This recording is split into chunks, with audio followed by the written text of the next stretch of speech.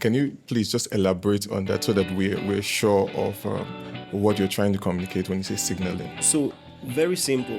When you say, it is one thing to say we don't mind women in leadership. It is another thing to encourage it. Hi, I am Fehimba. Welcome to the Purple Diaries, the Policy Innovation Center's podcast series that takes a deep dive into the conversations and dialogues that we had at the Gender and Inclusion Summit 2025. Through the course of this podcast, we'll be sitting down with incredible individuals, people who are impacting the world and changing the way that we see it. Now, let's take a deep dive into this conversation. So ensure to subscribe, like, share, and comment. All right. Apostle Emmanuel Iren, you're officially welcome to the Purple Diaries. It's such an honor to have you here today. I'm excited. Let's do it. Yeah. All right. So I have a few questions I'll ask, that would help give us light of inclusion. Now, the first on the list is, how differently do you think that faith leaders can engage and leverage to promote inclusion in our society? Yeah, so one major way is signaling. It's one thing to sermonize from sun up to sundown. It's another thing to walk the talk. So, for instance, a lot of people still have maybe some level of hesitation when it comes to putting women in their leadership. Okay. And I know that many people have different theological convictions when it comes to women pastoring churches. And this is not the platform for that. Maybe in more theological settings, we can battle that one out. Yeah. But I mean, at least the platforms that we can agree are not gender-based or gender-specific. Let's see more women in charge of administration, in charge of different. We want to see more women besides just choir. Yeah. Okay. Admittedly, there are some maybe service groups where, just like in real life, you're likely to see more guys.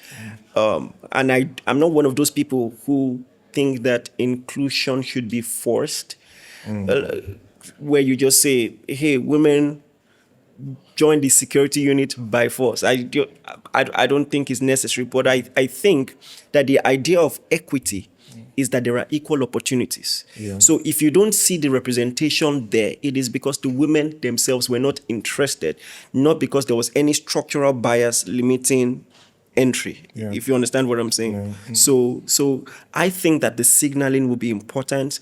The messaging has to be more clear, more direct. Okay. This may not be the platform again for that, but what about those seemingly difficult texts that seem to maybe talk down on women? Have we wrestled with the text to know what the initial original writers had in mind? Okay. These are some questions behind the minds of many Christians. They want to know.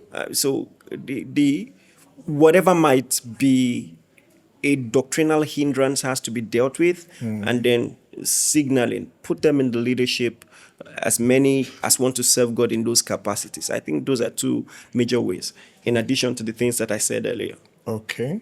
So when you say signaling, can you please just elaborate on that so that we're sure of what you're trying to communicate when you say signaling? So, very simple. When you say, it is one thing to say we don't mind women in leadership. It is another thing to encourage it. Okay. A woman can do it, let her do it. Just let her do it. Not to give too many examples, the chief executive officer of our church, that's handling the administration of our church, Act 6 style. For context, the apostle said, it's not meet that we leave the teaching of the word and serve tables. So every ministry should have both the administrative aspect and the core spiritual aspect. And the person who handles the administrative aspect currently is a woman. She was qualified, she could do the work.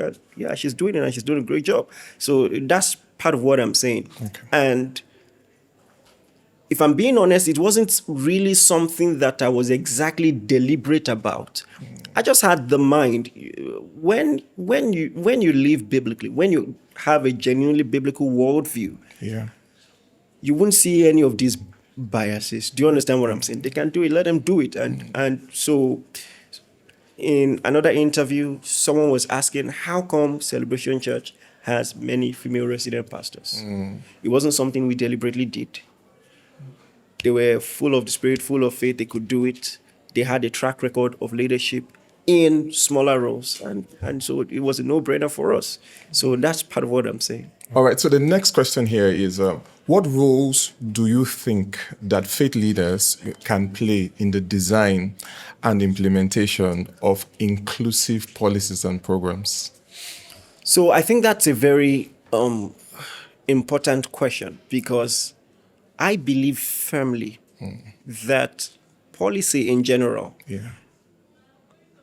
and even the ideologies that influence nation building at its core, should be an offshoot from religious conviction and biblical ideologies. And this is what I mean. Okay.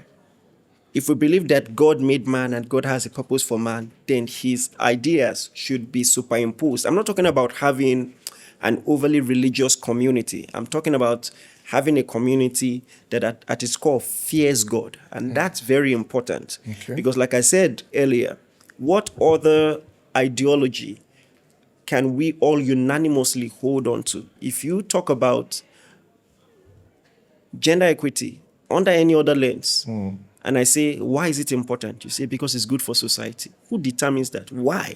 You know, so to hold on to any moral law is to implicitly subscribe to a moral lawgiver. And that's the biblical idea.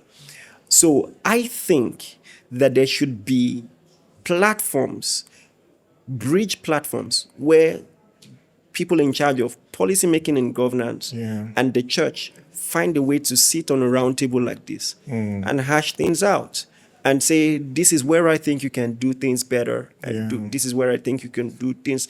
And even the religious leaders recognize them, at least in a sovereign sense, as being put in place by God. When Paul said they're put in place to punish wrongdoers. So when you're talking about justice, you're talking about equity. And so the real people who can enforce this are now important in the scheme of things. We can talk here and ideate from morning till night, but until we can get to the people who can create the framework that can now birth the society that we're trying to see, we can only go so far. So we need those bridge platforms. Totally agree. That's very true. Now, this is your first time at the Gender and Inclusion Summit. Now, what is your personal feedback, or what has your experience been like? I think it's really beautiful because, like I said, we need bridge platforms. There are different stratas of human interaction. And I know the set gets smaller. So I'm a Christian. So that differentiates me from a few other people in some sense, in a religious sense. Even being a Christian is broad in some sense. It's, there's so many other denominations. But at the core, we are all made in the image of God. And I can't tell you how much I appreciate platforms that bring us together under one common umbrella. And even just the color that I saw on stage today, from the emir, with his regalia, to the chief, the Igbo chief in his regalia, to the sister, the Catholic sister, before they said anything, it's part of what I'm talking about, like signaling. Just sitting together was a powerful statement. True. And that's why I'm optimistic about what this platform can potentially birth. And I just hope it's consistent, and I hope that at the core, the purpose is really preserved. Thank you so much. Thank you so much. It's such an honor having you here. It's such a pleasure to be here. And we're looking forward to seeing you at a very close date in the near future. Thank you so much. If you invite me, I'll come. Definitely. We'll take you up on that. Thank you so much, sir. Thank you very much.